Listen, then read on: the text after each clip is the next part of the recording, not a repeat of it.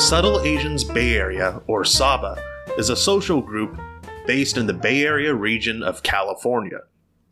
I was first introduced to this group in late December 2018 and early 2019. SABA was one of the many internet groups that came about as a result of the worldwide cultural phenomenon of subtle Asian traits. People were drawn to the novelty, but also found an Asian-centric space where they could post memes, share their experiences, and talk about their struggles. SABA took this energy and interest to build their community while consistently hosting events like kickbacks, movie meetups, bar hops, boba runs, etc. Facebook chats were created for various hobbies and interests, which increased community interaction and contributed to the growth of the group.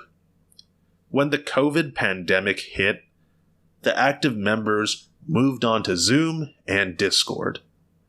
However, at the beginning of 2022, a number of serious incidents and blunders, along with less restrictive COVID-19 measures, tanked the group. This led to a serious decline in activities and community involvement, sending the group into a death spiral. The group has remained quiet well into the summer of 2023, and it's safe to say that SABA is all but dead. But hold your horses, Vince. There was just a beach event a couple weeks ago, and I see some posts in the Facebook group. The group's not dead yet, you damn liar. I love you. Liar!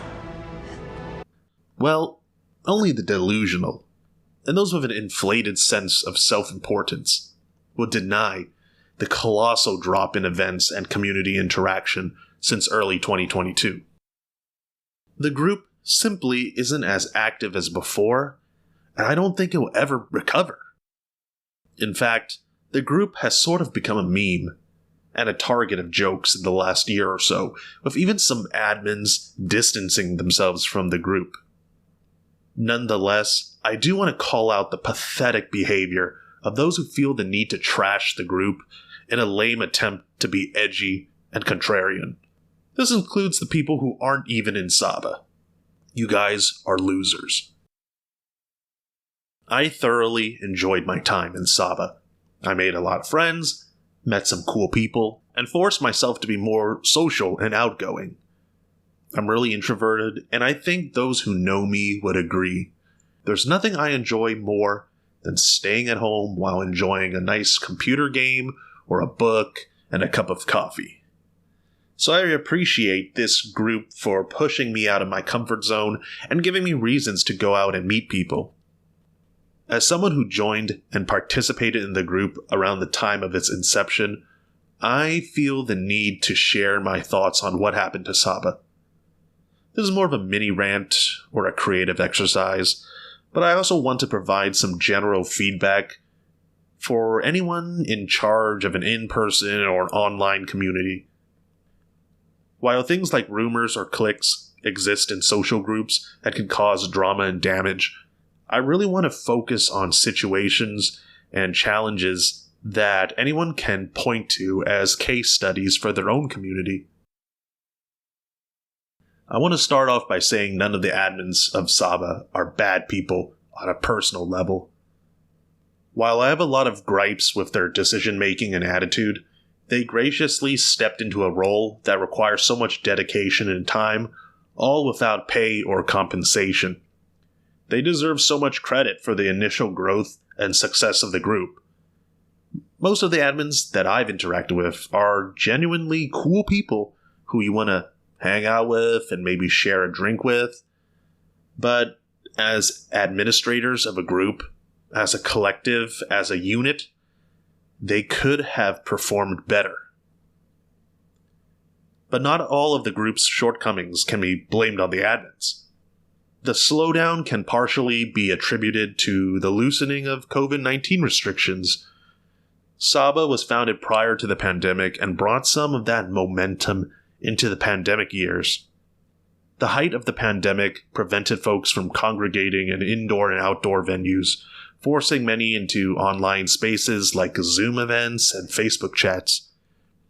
When the COVID restrictions were lifted or reduced, many fell back on their established social networks. With that being said, I want to zero in on several items that I believe contributed to the downfall of the group. Firstly, the failure to scale up. Saba grew quickly from the momentum gained from the popularity of groups like Subtle Asian Traits, Subtle Asian Dating, and Subtle Asian Dating Bay Area. The group population went from 1,000 members, then 2,000, then 3,000, then 4,000. At the time of this episode, Saba has over 12,000 members. While the population rose, the number of admins did not. The group originally started with about 4 admins and quickly added a 5th during its population boom from 0 to 2,000 members. 4,000 members seemed to be the tipping point in which the group became unmanageable. Technically, there were new admins added from time to time, but these weren't net positive additions. New admins were brought on to replace inactive ones, and those who left, so the roster of active admins never actually increased.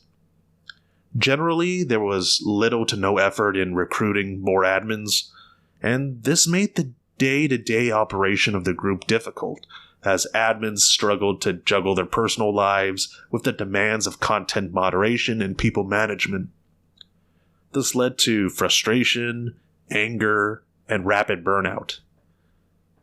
As a member, it was really frustrating for me to see half of the admin team inactive and the other half just trying their best to pick up the slack.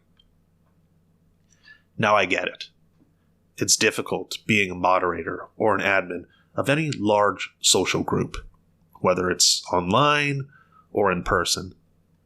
These admins are volunteering for a tough job without some sort of, pay or a stipend or even like free food. And, that's commendable. But this should make the search for admins a top priority.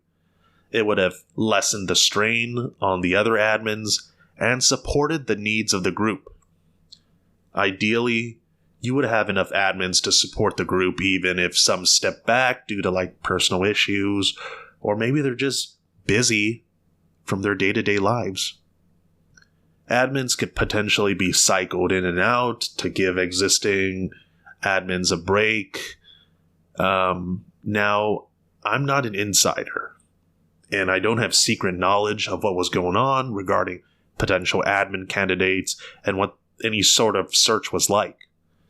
From my recollection, there was little active recruitment, and it was primarily based off of personal connections rather than a large-scale search. Another major issue that hastened the downfall of the group was a lack of transparent, keyword, transparent, procedures for important things like serious misconduct, sexual assault, or harassment. Procedures or protocol? This ain't work. This is just a group to hang out. Yeah, I get it. Ideally, we wouldn't need those measures because we expect people to behave properly and not be assholes. Yet, this is what drove the group into a death spiral when certain sexual assault allegations involving certain members came about in early 2022. The admins were slow to address the situation due to, in my view, a lack of established procedures. Little to no details were shared regarding the sexual assault allegations, causing widespread community dissatisfaction and uproar. Intimate details surrounding cases obviously can't be shared due to privacy and safety concerns, but the admins could have been more transparent with the investigative process, as well as how they intend to keep members safe.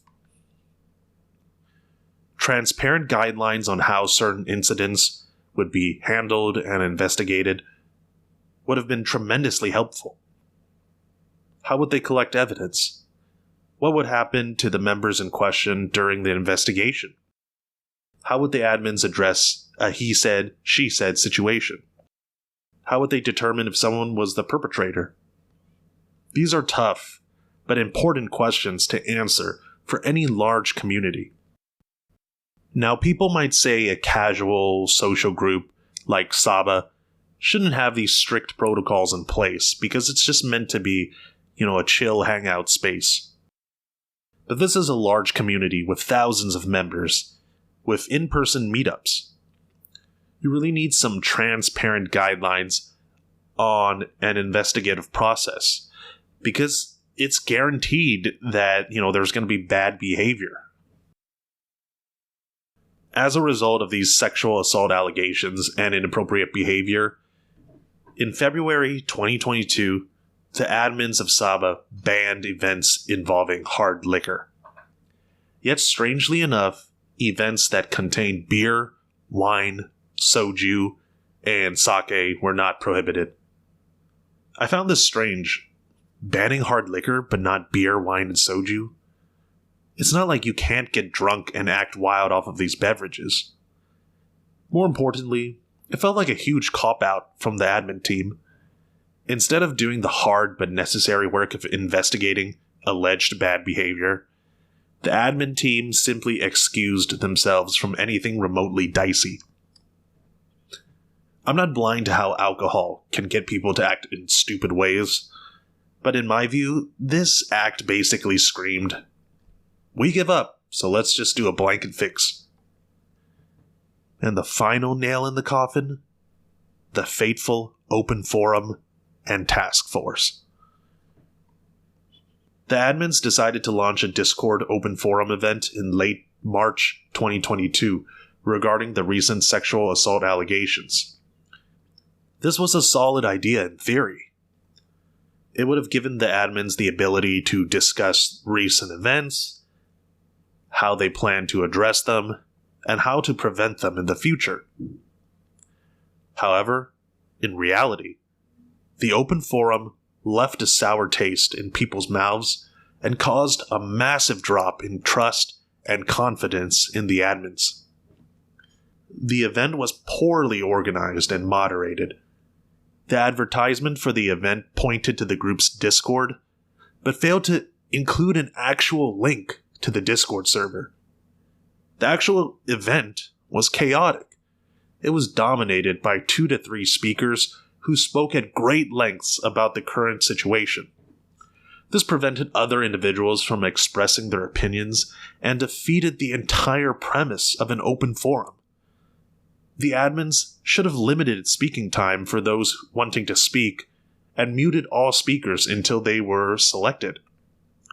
This would have led to a tighter format and allowed more individuals to speak.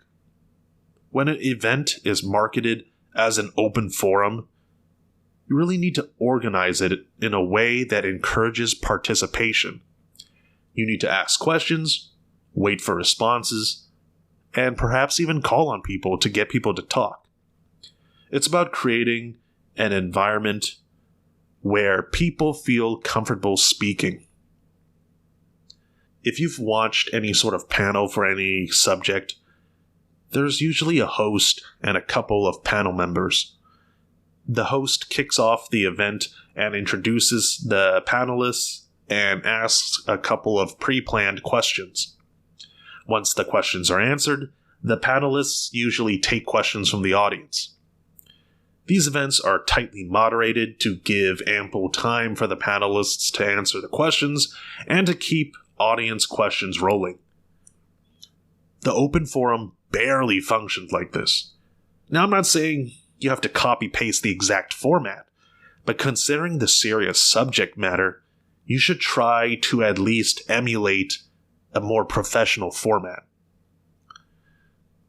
The only concrete item to emerge from the open forum was the creation of a task force to investigate alleged bad behavior and sexual assault. Other than the pompous name, this was a good idea in principle. The task force would be a group of individuals that would investigate allegations and act impartially. It would alleviate the strain on the admin team, freeing them to do other tasks. Unfortunately, the idea fizzled out before it could ever be formally implemented. While the open forum created a space for admin community interaction, significant momentum was lost following the event. The admins simply took way too long to begin posting and recruiting for the task force. It took 2 whole months for the admins to even get off a vote for task force members. The new members were announced in late June 2022, nearly 3 months after the open forum. By then, the events had dried up, people had lost interest, and the task force was no longer needed. Saba became a laughingstock. I want to close on the general attitude of the admin team. It's something I was not particularly impressed with. Again, I'm not trying to pick on a specific person, and I'm not trying to attack anyone, but I was not happy with the general vibe I got from the admins. Whenever someone had a suggestion or an idea, an admin would say something like, "We're too busy, we have lives, and we're not getting paid for this." That line became more of an excuse, rather than an explanation for the slow pace of action. The logical thing to do in this situation would be to get more admins, but like I said earlier, that never seemed like a priority. So essentially, a Saba member would need to wait until an admin felt like being active in order to get something done. I know those are harsh words, but as someone who participated in the group, that was the message I got.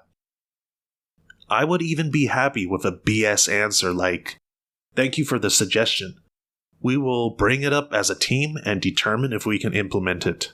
Boom. Yes, it sounds generic, but at least it comes off respectfully and professionally. Imagine if your friend asks you to help them move furniture and you hear, "Well, why don't you hire some movers from TaskRabbit? I'm really busy and you don't appreciate the work I've already done for you in the past." That would leave a sour taste in anyone's mouth. At the end of the day, I believe the Saba admins are most responsible for the decline of the group. The drop in events, the inactive chats, and the lack of community interaction. Is that a harsh statement? Maybe. As someone who was in the group almost from the beginning, it makes me sad to see how far the group has fallen. I understand things don't last forever, especially social groups. People come and go, there's internal drama, there's changes in leadership. But when you think about where Saba was back in 2019, and even during 2021 when COVID restrictions were loosening, they were in a good spot. They had a monopoly on the young Asian crowd in the Bay Area, especially transplants and young professionals. There are a ton of those in the Bay Area. You had the population, you had the cultural connection to online culture and subtle Asian traits. It was a missed opportunity to truly make something sustainable and long-lasting. And you just have to accept that, no matter how disappointing it is. Hopefully this episode provides some insight on what happened to Saba and helps other individuals improve the groups they're involved with. Thanks for listening, and I'll see you next time. Peace out.